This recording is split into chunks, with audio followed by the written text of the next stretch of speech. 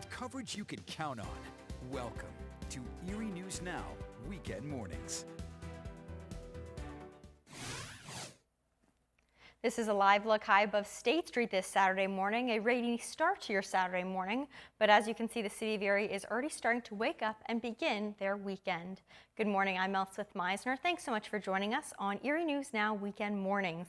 We begin today with weather coverage you can count on. So we're going to check in with our Sarah Tonks. Very first, check your forecast. Sarah, it was pretty rainy on the drive into work. Is that rain going to stay in the weekend future? Not the whole weekend, but today we are generally looking at a lot of rain and a lot of moisture out there, so make sure you are prepared for that before you head out on any adventures because it's going to be a bit of a wet one today. We're currently looking at the Erie Bayfront on our Oliver's rooftop camera, and you can see it's a little bit gray out there. Probably a perfect morning to take things a little bit slower, especially out on the roads because things could be a little bit slick. And looking at precipitation totals over the past 24 hours, we've gotten a lot of rain recently. Jamestown, over an inch. Here in Erie, almost 3/4 of an inch, 0.68 in Meadville, Warren, over an inch of rain. This is just the past 24 hours, and we're going to see more rain coming today, so it's going to continue to be a little bit stormy. Now, there's a flash flood watch in effect everywhere you see this green color, and that's going to be in effect until 8 p.m. tonight. Definitely going to be something to keep a close eye on. And looking at Doppler Max, we are seeing those rain showers really starting to move through. We had some stronger rain earlier. I believe this polygon is a flash flood warning. I'll be checking in on that in just a moment. But overall, we're seeing a lot of moisture, and it's going to stay that way for a lot of the day. Overall, your weather impact index is a prepare because we're going to have those scattered storms, and winds are going to get pretty breezy by the end of the day, but it's also going to cool off. We're going to see temperatures actually falling through the majority of the day, but as those temperatures go down, those winds are going up, getting up to maybe sustained winds of 20 miles per hour by this evening. I'll have a full look at what you can expect coming up in just a minute. Thank you, Sarah. Speaking of rain, another day of heavy rain yesterday led to flooding in parts of the region, including over in Chautauqua County. Flooding forced many people out of their homes on Friday. Because of that heavy flooding on Friday afternoon, emergency crews evacuated residents of this mobile home park near Bemis Point. As you can see, that rain quickly came down and the water levels increased fast. Several trailers here were completely flooding, leaving those homeowners displaced. At last check last night, the river was still flowing very high, but the roads were back open. Turning now to news right here in Erie County. Months ago, there would have been lines of people waiting to get their COVID vaccine, but now not so much. Participation at mass vaccination clinics have become so low in our area that county health leaders worry they aren't helpful anymore. Erie County Health Department Director Melissa Lyon says most mass vaccine clinics in the area have lately only seen people in the single digits. She attributes that to vaccine hesitancy and a lack of trust in science that some residents might have. Lyon says clinics won't completely go away, but they will be scaled down and there'll be more targeted events instead. We are not going out to do hundreds of doses of vaccine. We know we're going to do a handful, a vial or two, if we're lucky. Lyon says she is concerned the recent lack of vaccine acceptance could make the Delta variant hard to deal with when it makes its way right here in Erie. But there is some good news. If you are still looking to get vaccinated, there is a clinic at the Blasco Library from 10 until noon today. We'll check in to see about how their participation rates were coming up tonight on Erie News Now at 6 o'clock. Also happening at the Blasco Library today is the Great American Book Sale. If you're looking for a perfect summer read, you can get one this weekend and also help the community in the process. The Erie County Public Library is hosting its Great American Book Sale at the Blasco Library, but in a scaled-down format. From 9 until 3 today, you can visit the library, buy books, DVDs, puzzles, and all the money raised will go back into the library system. After canceling the sale last year due to the pandemic, organizers say they're excited to host it this year, even if it's a little smaller than usual.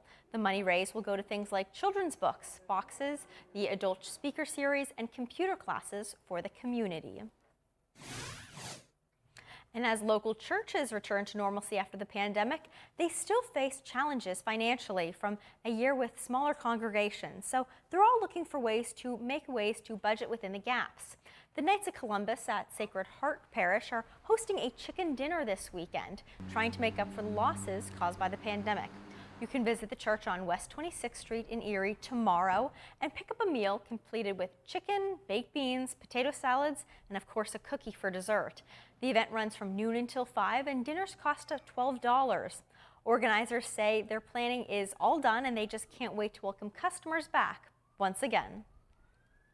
The pandemic definitely impacted us, so we're really excited to be doing this again to really fund the charitable works that the Knights of Columbus do, not only within our parish, but within the greater Erie community. Looks like that chicken was enjoying some of the food as well. This is the second time the Knights of Columbus Council has hosted a chicken dinner at the parish, so if you're looking for food, that could be the place to go tomorrow. The Hagen History Center is finally open after shutting down for more than a year. Now they're back with more unique exhibits. Our Kristen Allen takes us to West 6th Street for the story. 1, 2, 3. This ribbon cutting signifies the grand reopening of Hagen History Center. It's been 3 long years and $11 million in the making. Knew these buildings like the back of my hand when I was a little kid, so it's kind of come full circle. Tom Hagen grew up across the street from what is now the Hagen History Center on West 6th Street.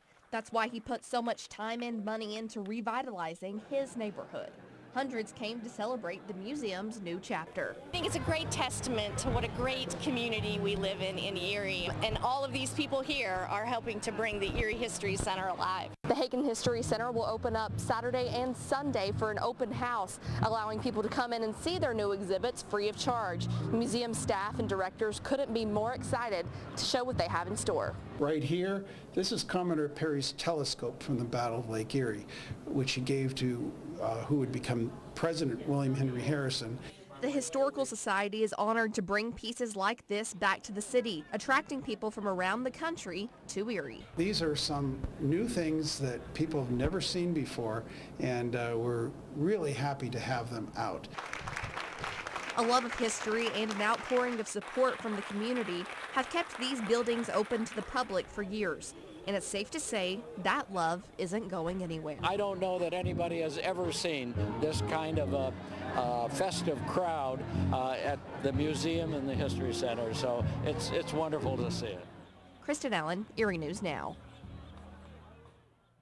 And once again, there will be free admission at the Hagen History Center this weekend. They're open from 11 till 6 today. We'll have a recap of how day one open to the public went coming up tonight on Erie News Now at 6 o'clock. Well, summer is in full swing, which means there's practically a festival or two happening every weekend around the area. This weekend, the Northeast Cherry Festival continues today, and the rain certainly didn't stop people from having fun.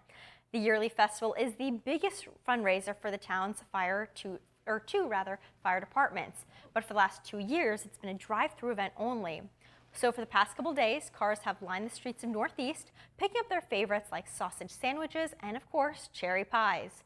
Organizers say they've had huge success so far. We did the same thing last year, a drive-through last year. Shot from the hip, you know, it had to work. They showed us support last year. They're showing us support this year, and hopefully, and I'm pretty sure next year we'll be able to have a regular Cherry Fest. And if you haven't made your way out to Northeast yet, you still have time. You can head down there today between noon and 5. But if you're looking for an in-person festival, Waterford Heritage Days might be the option for you. The Waterford Borough is celebrating its annual Heritage Days this weekend, hoping to pull the event off despite the rainy weather. The festival was canceled last year, so organizers were determined to make it happen this year. The rain didn't stop community members from coming out yesterday to one of their favorite events of the year, which was great news for local vendors. They say that they depend on events like this, and one vendor from Albion says she lost half of her business when local fairs and festivals shut down. Seeing, happy, smiling faces, everyone just enjoying themselves and, getting back to normal and, enjoying food. I love bringing food to people, so I love it. Certainly looks like a lot of fun with a lot of good food there too.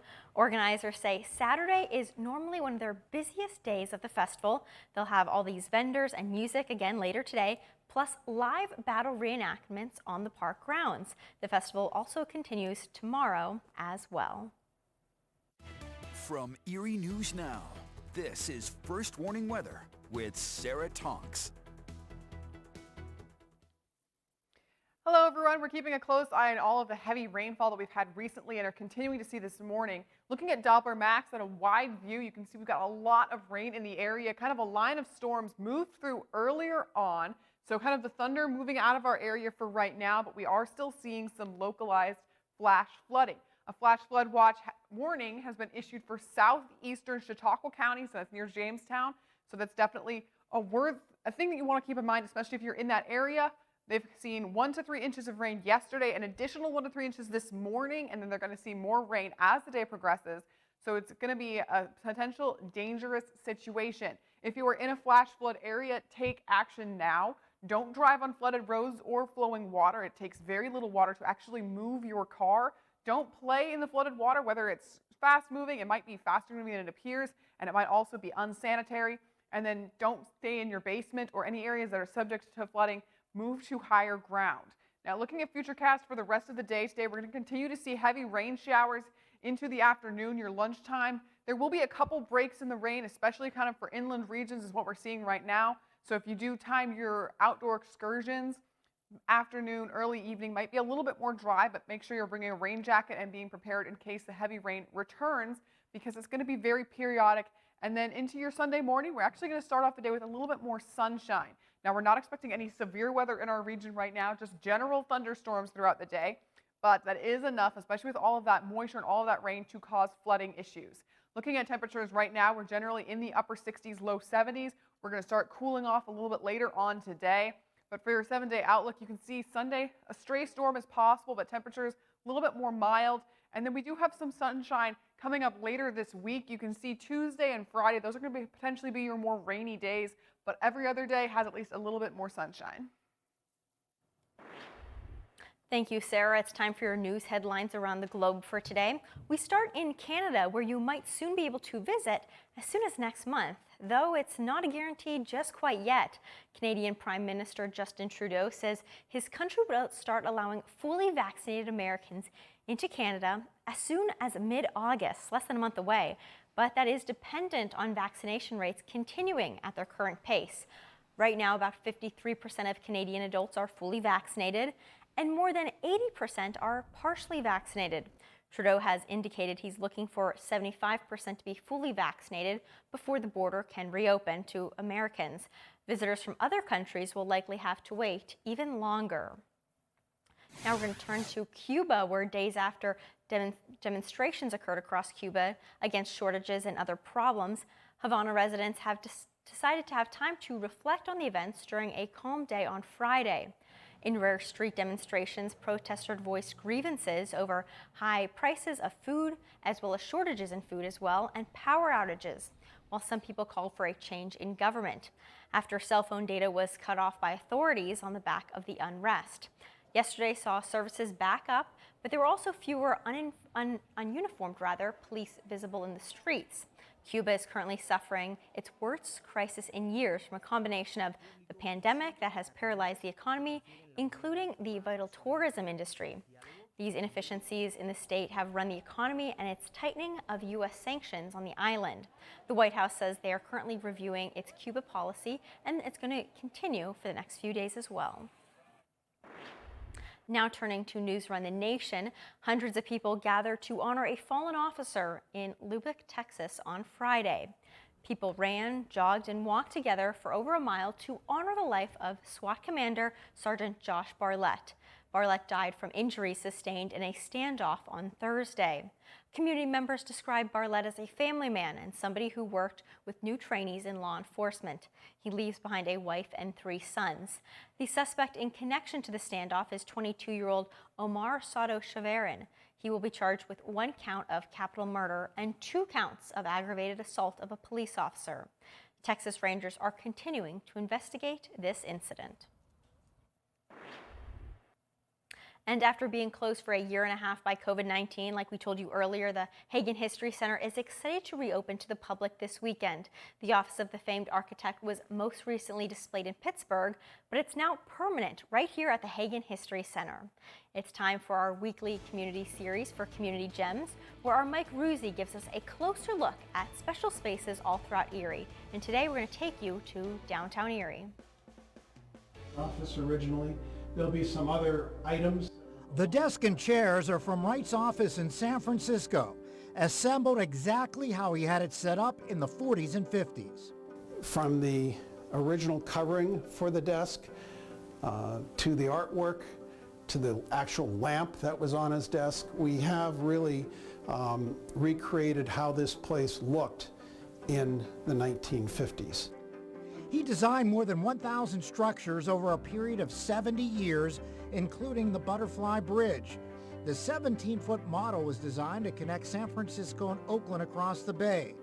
But Wright died in 1959 before other engineers gave his plan serious thought. Revolutionary design. He even put a park in the middle of it, which is, can you imagine driving home and just deciding you're going to pull off to the park and take a walk, or in those days have a cigarette? Also on display, 2 of Wright's cars. He had a whole fleet of cars. He had the Cord, which you see behind us. He had a Packard, he had a Mercedes, he had several Jeeps, but this car here, this little Crosley Hotshot, which is a tiny little car, he actually had a small fleet of those. Other exhibits feature the Erie Extension Canal, which connected the Great Lakes to the Ohio River near Pittsburgh, Oliver Hazard Perry, and Erie Veterans, featuring former Governor Tom Ridge serving in Vietnam.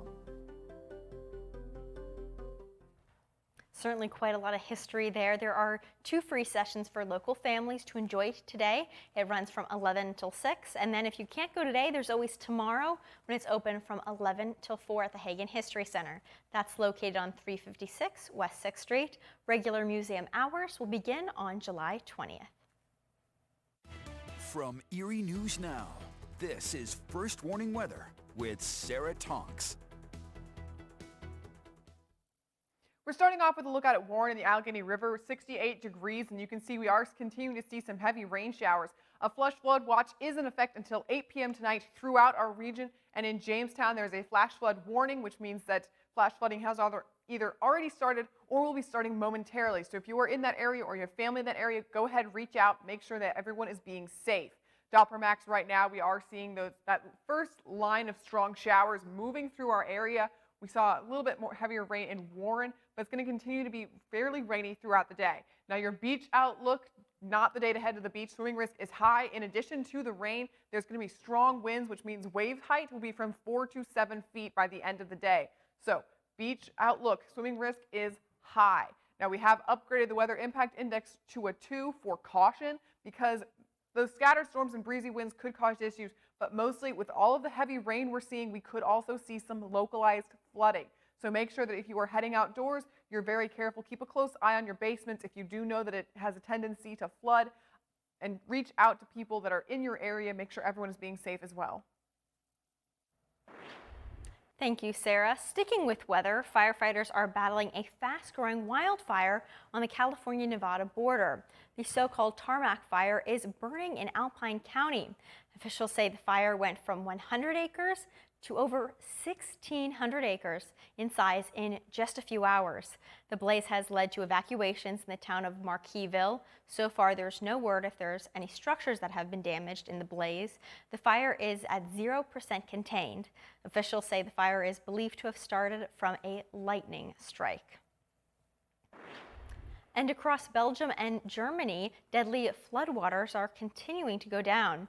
The full extent of the destruction is still being fully revealed at this time, and it's certainly not good. Take a look at this video there. As you can see, it's just gushing down the roadways. Muddy washouts where homes used to stand, cars and debris on the streets became white water torrents. And this is just some of the damage that's been sustained after that deadly flooding earlier this week. Officials are still adding to the death toll that has already surpassed 120 people, and it's expected to climb even higher. With coverage you can count on, welcome to Erie News Now Weekend Mornings.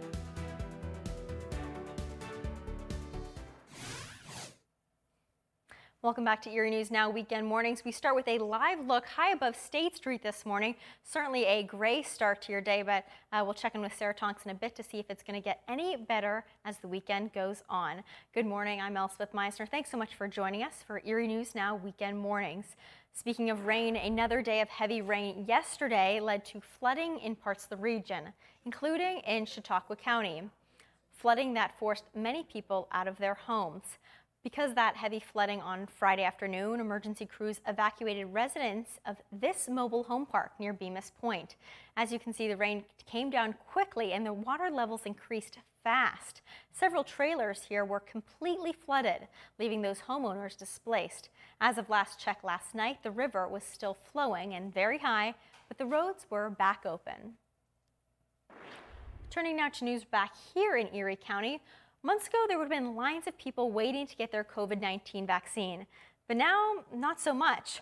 Participation at mass vaccine clinics have become so low in our area that county leaders are worrying that they aren't helpful anymore.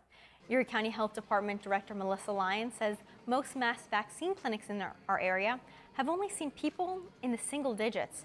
She attributes this to vaccine hesitancy and a lack of trust in science that some residents in our area may have.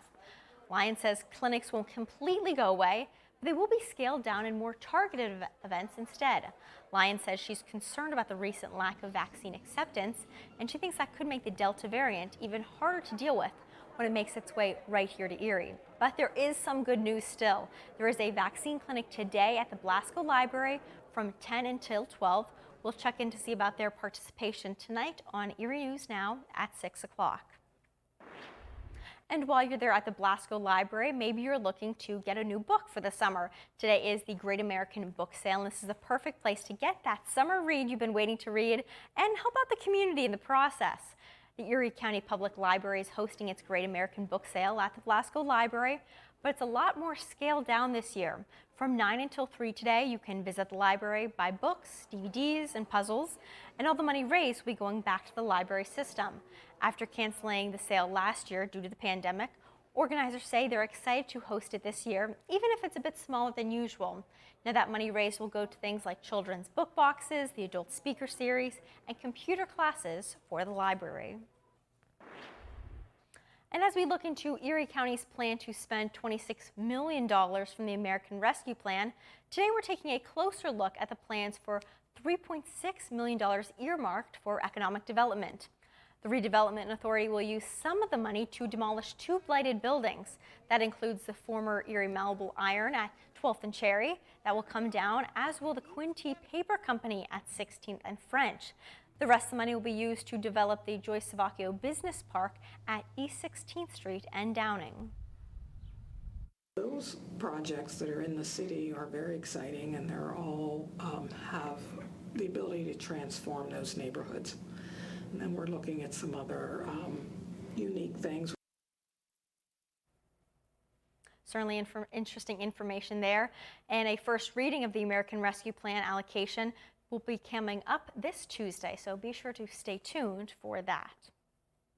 And as local churches return to normalcy after the pandemic, they're still facing some financial challenges from a year with smaller congregations. So they're all trying to think of ways to help bridge some of those gaps in their budgets. The Knights of Columbus at Sacred Heart Parish are hosting a chicken dinner this weekend, trying to make up for some of those losses caused by the pandemic. You can visit the church on West 26th Street in Erie tomorrow and pick up a meal complete with chicken, baked beans, potato salad, and of course a cookie. Certainly sounds like a tasty meal there. The event runs from noon until 5 and dinner costs $12. Organizers say all the planning's done and they just can't wait to welcome customers back again.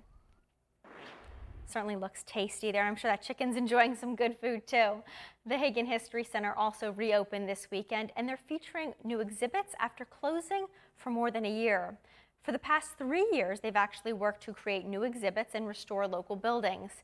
Last night, they launched a new chapter of the History Center, showing off an $11 million renovation. New exhibits include Oliver Hazard Perry's sword and telescope, as well as the office of Frank Lloyd Wright. Tom Hagan says he's excited to welcome visitors back once again.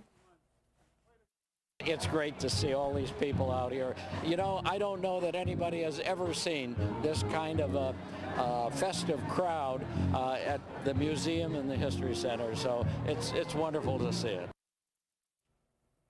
There will also be free admission today at the Hagan History Center, and throughout the entire weekend. They're open today from 11 to 6, and then tomorrow from 11 until 4 p.m.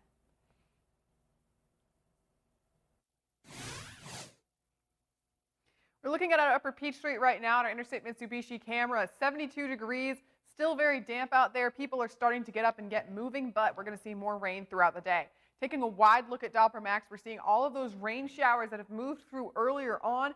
And we had a strong line of storms earlier this morning, not a severe thunderstorm, but just a strong line of storms and some lightning pushing through has led to a flash flood warning that is currently active in Jamestown and southeastern Chautauqua County. So if you are in those areas, make sure you are seeking shelter. Take action because you don't want to drive through running water. It takes very little water to move your car and cause a very dangerous situation. Do not play, swim in running water or flooded waters. It could be unsanitary or moving a lot faster or deeper than it seems. And if you are in your basement, try to move to a higher level of your house or seek out an area that is less likely to flooding. Looking at your future cast for the rest of the day, we're going to continue to see a lot of those rain showers. Some of them will be heavy at times, so make sure you're keeping that in mind before you head outside or before you head out on any outdoor excursions. Sunday, that'll be a little bit more dry. We're going to start off the day with some sunshine, so just hold on through the rainy day today because tomorrow looking a little bit nicer. Now, we're not expecting severe weather today, but we are going to see some strong winds and potentially heavy rainfall. Now, the winds right now out on State Street on our Iloka Chiropractic Sky Cam, we're only at 8 miles per hour, but as I said, by the end of the day, they're really going to pick up and we might see sustained winds as high as 20 miles per hour, which means gusts are going to be significantly higher. So keep a close eye on the wind. If you have anything outside that could get blown away, any lawn furniture, go ahead and move it indoors now. Looking at precipitation totals from the past 24 hours, most places got over ½ inch of rain. Several places like Jamestown and into Warren got over an inch of rain. Bradford looking like it might not actually be reporting rain overall. Your weather impact index for today is a 1 or a 2 for caution because we could see some localized flooding as those rain showers continue to be heavy. For your 7-day outlook, as I said, Sunday, we're going to see a little bit more sunshine. We could see a stray storm into the afternoon, early evening hours, but overall a lot more sunshine, hopefully some time for the area to kind of catch up on all of that rain that we've had recently. And looking into Monday, Tuesday, we got a couple more storms happening Tuesday, but then once we get to Wednesday, Thursday, we're going to have a lot more sunshine as we kind of move closer to the weekend. Mostly sunny skies, temperatures hanging out in the low 80s, and then Friday, a couple more showers to finish off the work week. Thank you, Sarah. Waterford Borough is celebrating its annual Heritage Days this weekend, hoping to pull it off this event despite the weather. Last year, they couldn't hold the festival because of COVID-19, so organizers are ready to be back in action. Haley Potter has the story from Gazebo Park in Waterford. Yeah, I just got a drill hose and cut pieces out on my scroll saw, and then you get art. Anthony Lemansky is a local woodwork artist. He, like many vendors you see at fairs and festivals, makes a living on summer weekends under the tents of events like the Waterford Heritage Days. He says a lot of vendors had to call it quits for good because of COVID-19, but he's one of the lucky ones, back and ready to take on festivals after a dry year of nothing. We're kind of like our own little family, and not seeing each other for almost 2 years, it's been really nice. There are about 50 other crafters set up this weekend at Gazebo Park in Waterford for the annual Heritage Days. People came out on opening night for the entertainment, horseback riding, face painting, dozens of local crafts, and of course, the fair food. Some of our local food vendors rely on weekends like this one. The owner of Ross Concessions out of Albion says they lost 50% of their business last year, so they're excited to be back at a festival like this one. Seeing, happy, smiling faces, everyone just enjoying themselves and, getting back to normal and, enjoying food. I love bringing food to people. She's hoping it's enough to gain back the revenue she lost last year. Her homemade pizza, stromboli, and soft pretzels seem to be a crowd favorite, and a crowd of locals just excited for this sense of normalcy and hometown pride. Having this event again and getting the community all excited, and they're really rallying around us. Haley Potter, Erie News Now.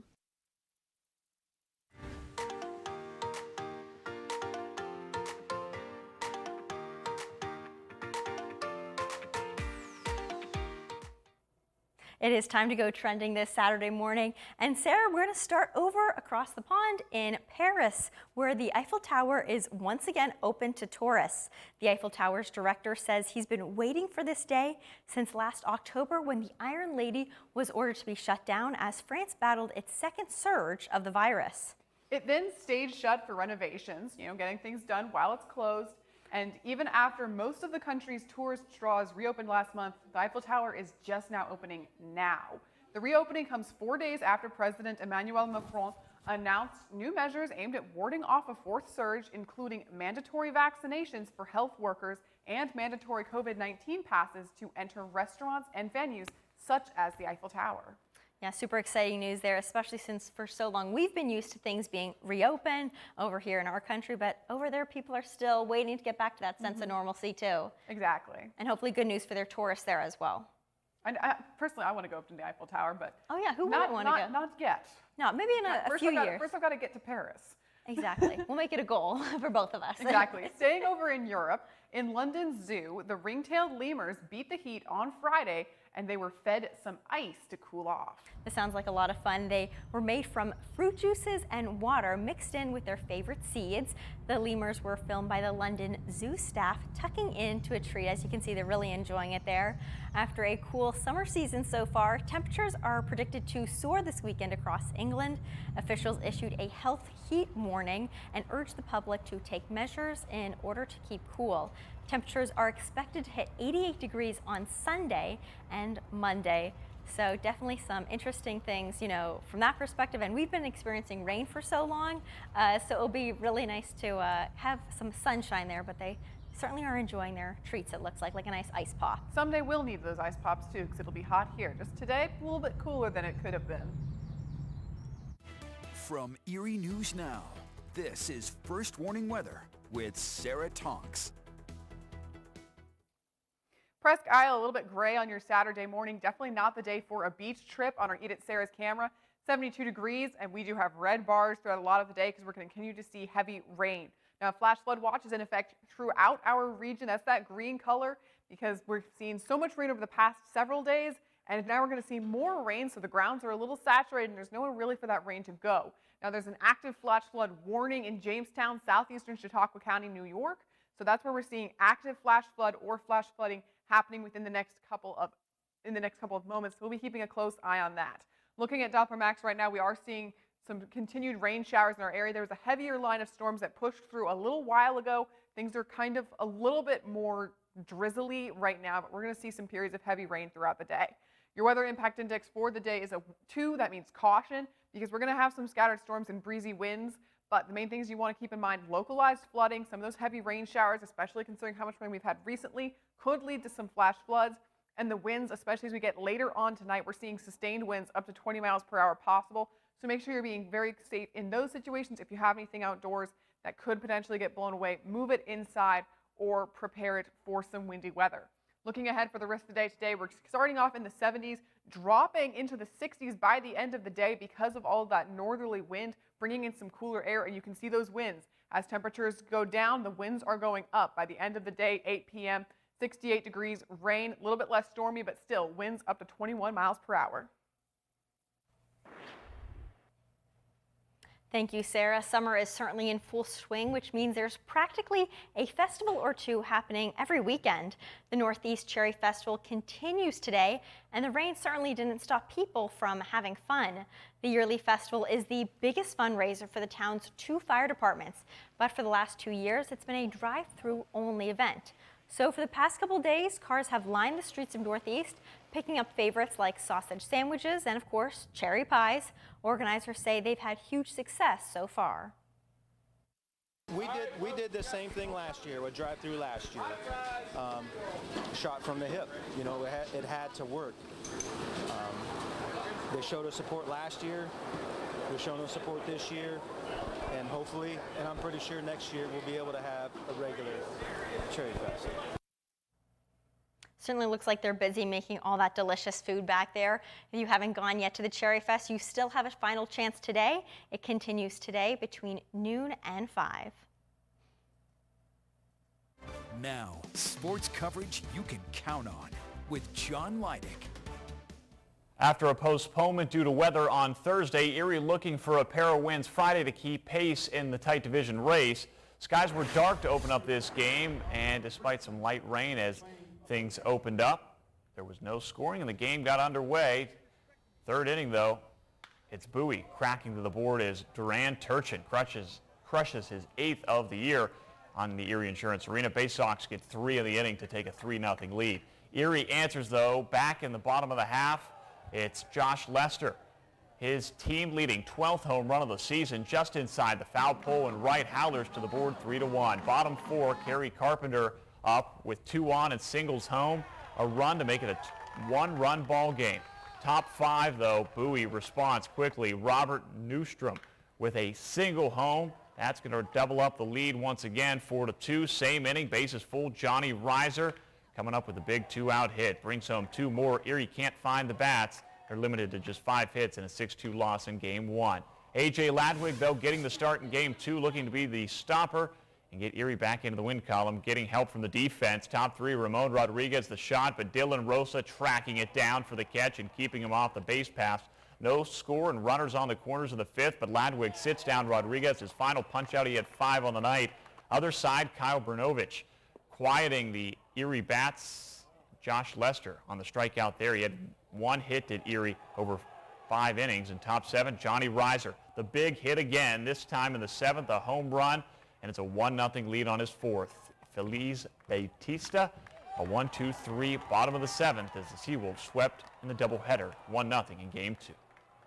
Well, these guys pitch pretty well. You know, they've come in here with a pretty good record, and they've been real successful early. I know they've moved some guys, but they've still got some guys out there that throw pretty well and know how to pitch, and it shows on the scoreboard. We're not, you know, I wouldn't say we're not swinging the bats very well. They're just pitching, and they're making good pitches. Guys are hitting behind in the count a lot. That's your morning sports. Have yourself a wonderful Saturday. All right, it is time for our community calendar this weekend. We have a look about what's going on in this region. And today we're going to start on Saturday with that vaccine that vaccine clinic we've been talking to you about. It is going to be happening at the Blasco Library. We're seeing more and more of these pop up, and this is simply a way to get vaccines to more community members. It's going on today from 10 until noon, and walk-ins are accepted. So if you haven't gotten that vaccine, there's still time to. And like we've been telling you, a staple in downtown Erie has reopened this weekend. And we're talking about the Hagen History Center. It is going to be opening from today from 11 until 6 p.m. and then tomorrow from 11 to 4. And some of those new exhibits you want to check out is Frank Lloyd Wright's Office and Car, and certainly some of the things from Oliver Hazard Perry and some of those Vietnam veterans as well. We're going to have a full story on how day 1 went of all the people coming there tonight at 6 o'clock. We also have the Cherry Fest going on today. That is from noon until 5 over in Northeast as well. For Sunday, we have a few events going on, and we're going to start with the Waterford Heritage Days Festival. That is the final day for the Waterford Heritage Days. It wraps up the 3-day event in downtown Waterford. But if you still want to head out there today, you can go too. It's an all-day event with all the vendors, booths, foods, and lots of crafters as well. And to finish off your Sunday, there's no better time than to hit the ballpark for a Seawolves game. They're going to be having the first pitch thrown at 1:35. That's your community calendar that we're looking at for this weekend. So plenty of activities for you and the entire family. From Erie News Now, this is First Warning Weather with Sarah Tonks. Good morning, everyone. We're looking out at Meadville on South Main and Linden Street on our Bob Ferrano World Cam. Definitely gray and rainy to start off your Saturday, and it's going to stay that way for a lot of the day. A flash flood watch has been issued throughout the majority of our area, really the entirety, and a flash flood warning is active in southeastern Chautauqua County for Jamestown, New York, and that's where we're seeing either current or very soon in the near future flash flooding. Doppler Max, right now we had a heavy line of storms moving through earlier this morning, and then we're going to continue to see rain showers throughout the rest of the day. Overall, your weather impact index is a caution because we're going to have breezy winds with sustained winds up to 20 miles per hour and localized flooding throughout some of those areas with the flash flood watches. So make sure you're keeping a close eye on the radar rain. If you know that your basement is prone to flooding, keep a close eye on that as well. As you can see, the rest of the day, we've got storms throughout the majority of the morning into the afternoon, isolated storms. We're not expecting severe weather. And then temperatures are actually going to start to drop once the winds start coming from the north. And as those winds start coming from the north, they're actually going to pick up. We're going to start seeing winds up 20 miles per hour. So very breezy out there and very wet as we start off your weekend this Saturday. Yeah, certainly nothing like another rainy Saturday. We've had a few of those recently. We really have. It's just a little bit damp out there, but we've got some more sunshine coming tomorrow. Exactly. I'll take that sunshine. You know, it's fine having a rainy day here or there, but we've had a lot of rainy days. I think we all need a little bit of a break, especially Jamestown. They've gotten over 7 inches of rain, and that was as of yesterday. Today they're probably up to about 8. Yes. Since July 1st. So that's 2 weeks. That's a lot of rain. Yeah, certainly a lot of rain there. Well, that does it for our report for Erie News Now weekend mornings, but the news never stops on our website, erienewsnow.com. Our next online report is 12:30 for our Nowcast, and you can join us right back here tonight at 6 o'clock. So for now, for this very rainy Saturday, I'm Sarah Tonks. And I'm Elspeth Meisner. Have a great day.